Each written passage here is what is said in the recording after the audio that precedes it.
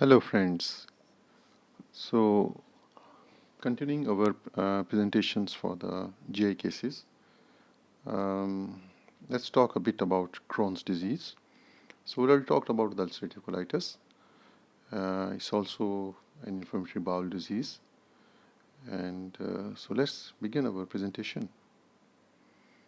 So Crohn's disease is a form of inflammatory bowel disease, and it commonly affects the terminal ileum and colon, but may be seen anywhere from mouth to anus.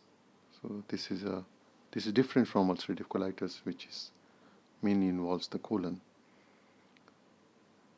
Coming to the pathology, the cause is unknown, but there is a strong genetic susceptibility, and inflammation occurs in all layers down to the serosa.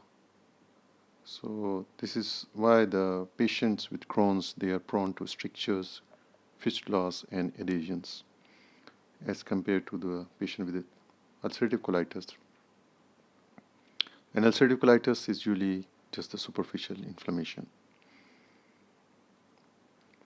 So Crohn's disease is typically present in late adolescence or early adulthood. The features include presentation may be non-specific symptoms such as weight loss and lethargy. Patient can present with diarrhea, and this is the most prominent symptoms in adults. Crohn's colitis may cause bloody diarrhea. Patient may have abdominal pain, which is most prominent symptom in children. Sometimes the patient can present with perianal diseases, like patient having skin tags or ulcers. And extra-intestinal features are more common in patients with colitis or perianal disease.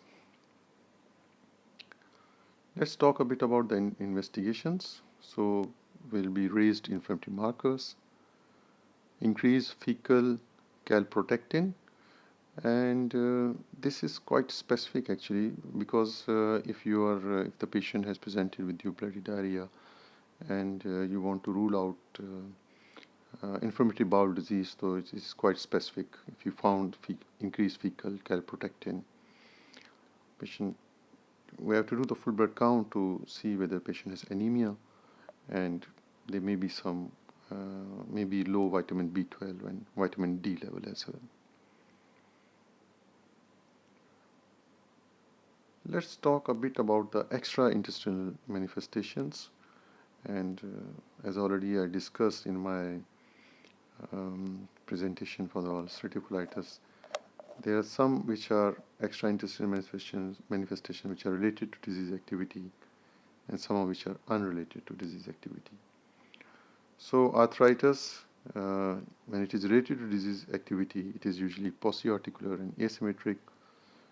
Erythema ankylosum, the skin manifestations, episcleritis, and osteoporosis.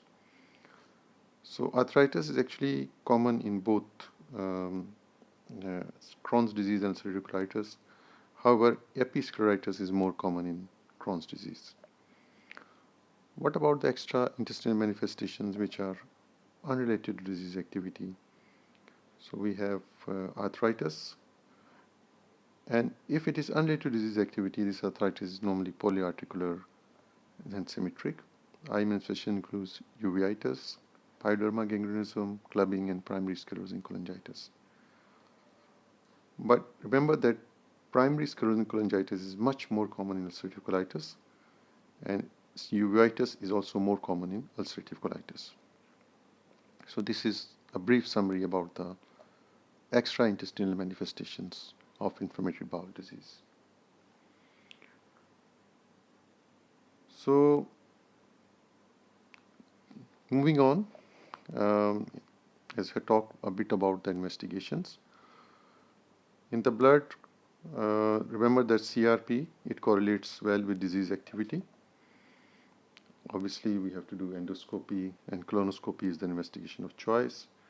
And features suggestive of Crohn's include deep ulcers and skip lesions. And this is also a main differential point from ulcerative colitis, because ulcerative colitis the lesions tend to be continuous, while in Crohn's there are skip lesions with normal bowel in between the lesions. Histology, where there is inflammation in all layers from mucosa to serosa, who may have goblet cells and granulomas in histology. Small bowel enema is got high sensitivity and specificity for examination of the terminal ileum.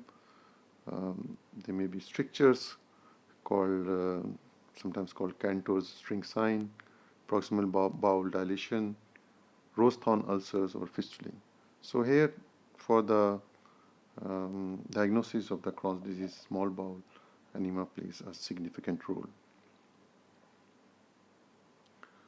What about the management of Crohn's disease? So it's a form of inflammatory. We know that it's an inflammatory bowel disease. It commonly affects the terminal ileum colon, but may be seen anywhere out to anus. Just to revise, NICE published guidelines on the management of Crohn's disease in 2012. Patients should be strongly advised to stop smoking, and some studies suggest an increased risk of relapse secondary to NSAID and combined oral contraceptive, but however the evidence is patchy. So how will it induce? Inducing remission, glucocorticoids. These are the main medicines in case of Crohn's disease, oral, topical, or IV, are generally used to induce remission, and budesonide is an alternative in a subgroup of patients. Enteral feeding with an elemental diet may be used in addition to or instead of other measures to induce remission, particularly if there is concern regarding the side effect of steroids, like in young children. 5 aminosalicylic acid drugs like mesalazine are used second line to glucocorticoids but are not as effective. So this is a major difference between ulcerative colitis and Crohn's disease management. As I have discussed in my previous presentation, that in case of ulcerative colitis, the 5-acetylsalicylic acid, either in the form of oral or topical, are first line treatment. But in case of Crohn's disease, you can see that steroids are the front line. Azathioprine or mercaptopurine, these are steroid-sparing agents, and immunosuppressives may be used as an add-on medication to induce remission. However, they are not used as monotherapy. And methotrexate is an alternative to azathioprine. So in some patients, we can use the methotrexate, but the methotrexate is not used in ulcerative colitis. Infliximab, it can be used in refractory diseases and facilitating Crohn's disease, and patients typically continue on azathioprine or methotrexate. So it is an additional therapy, infliximab. And metronidazole is often used for isolated perianal disease. So coming to maintaining the remission, as above, same things. Stopping smoking is a priority.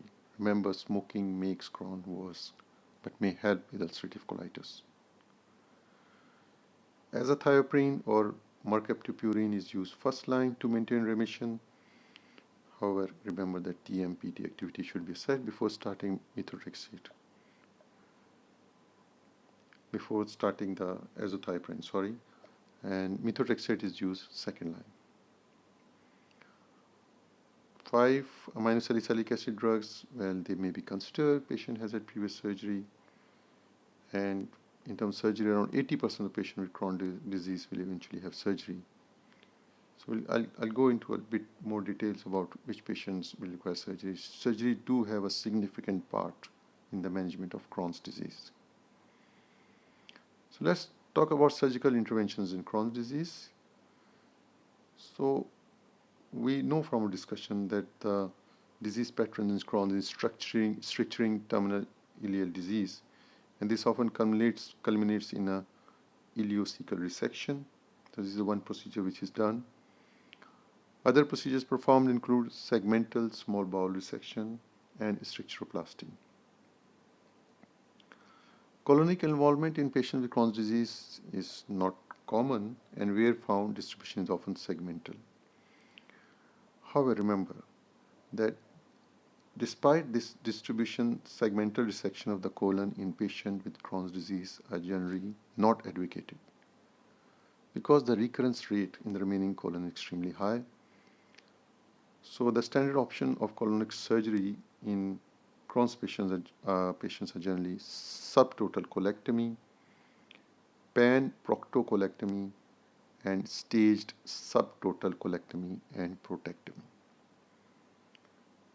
Restorative procedures such as ileoanal pouch have no role in therapy.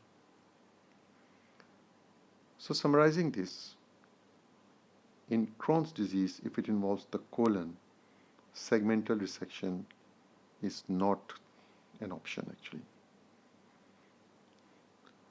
So Crohn's disease is notorious for the development of intestinal fistulae, and these may form between the rectum and skin, perianal, or the small bowel and skin.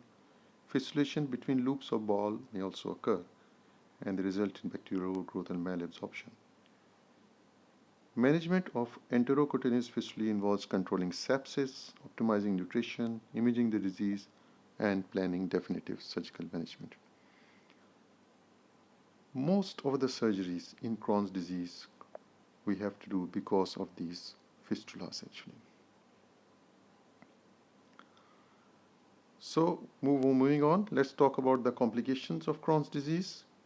So documented complication described were patient also at risk of small bowel cancer. And I have discussed in my previous presentation of ulcerative colitis in detail about which patients should be